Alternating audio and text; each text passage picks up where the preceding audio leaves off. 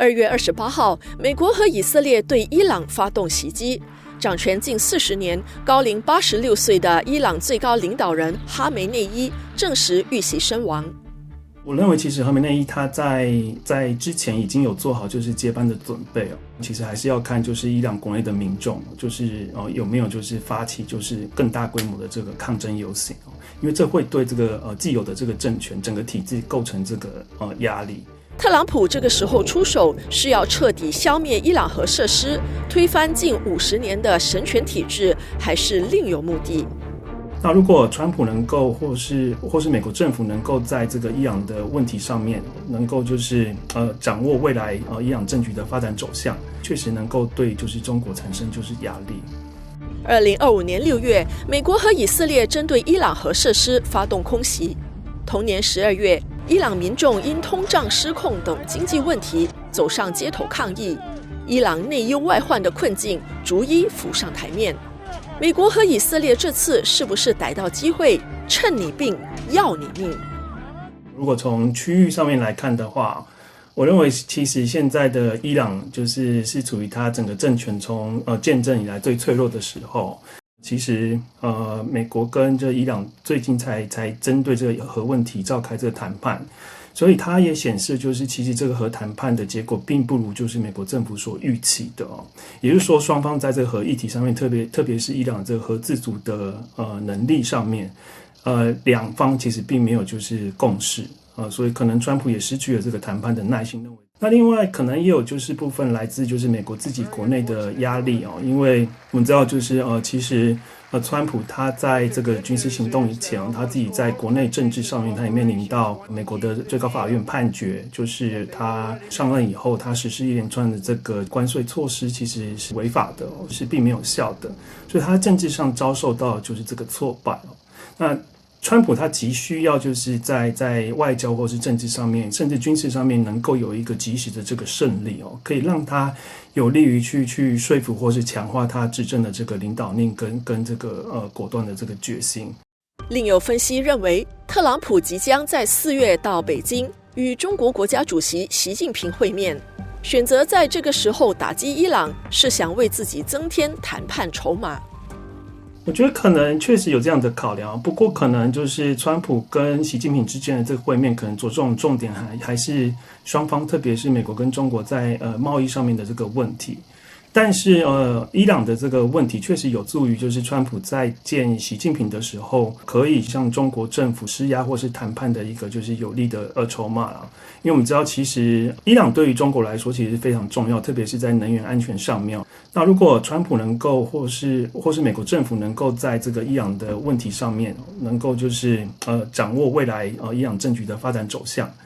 那甚至可以把这个美伊之间的问题，由原本的核议题啦，或是弹道飞弹的问题、恐怖主义的问题，扩散到就是能源安全上面的议题，确实能够对就是中国产生就是压力。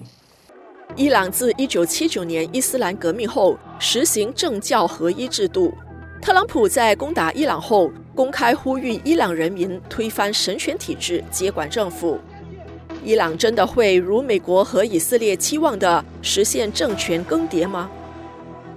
我认为其实哈梅内伊他在之前已经有做好就是接班的准备只是这个人选的最终确定目前可能还没有就是完全大致的底定但是即便就是能够产生一个新的这个领导人或是领导的中枢，可能也不见得能够完全就是主导整个未来伊朗的政局。这个我认为其实还是要看伊朗国内的民众有没有发起更大规模的这个抗争游行因为这会对既有的政权整个体制构成压力。如果没有发生这样的状况的话那很有可能还是由哈梅内伊他自己原先内定的这个接班人出来就是继续掌政。伊朗的革命卫队还是能够持续对这个新的政权效忠的话，我认为其实最终的结果也不见得会如就是美伊所预期的能够为伊朗或是对整个区域产生一个新的这个影响。伊朗在遭受袭击后迅速反应，回击海湾多个地区的美军基地，迪拜也受到波及。长期在迪拜生活，目前滞留当地的陈宇宁说，这次伊朗的回击是10几年来最严重的一次。我大概是2009年过来迪拜，那我前后在迪拜就是有差不多14、15年的时间。我目前是在过来迪拜出差。其实昨天整个迪拜有209个 missile 就是导弹，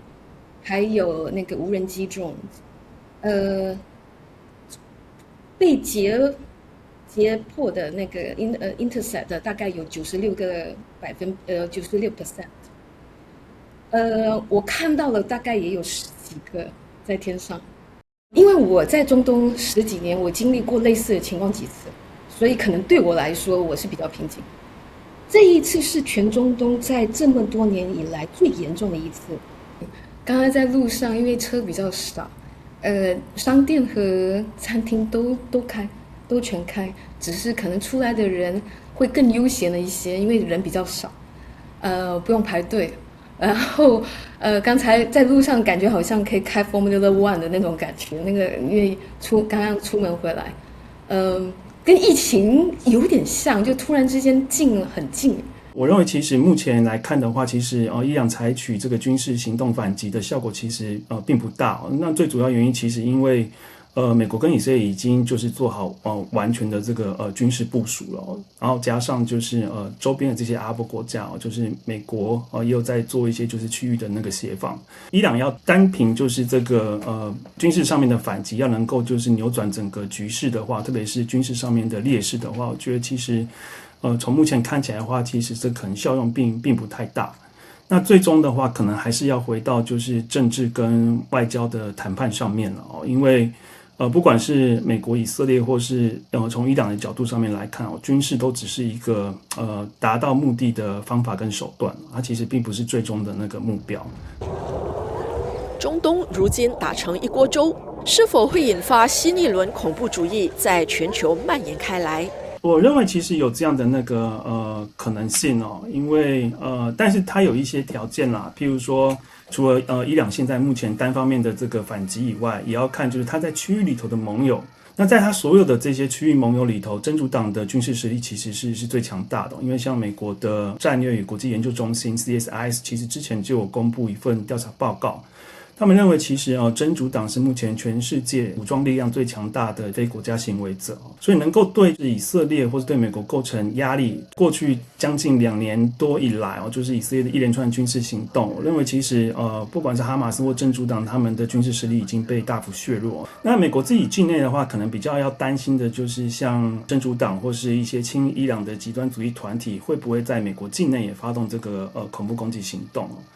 可是像在过去2年多以来其实并没有进一步的这个证据有显示就是说这种境外的伊斯兰的极端主义或是激进团体有在美国国内就是发动就是特定的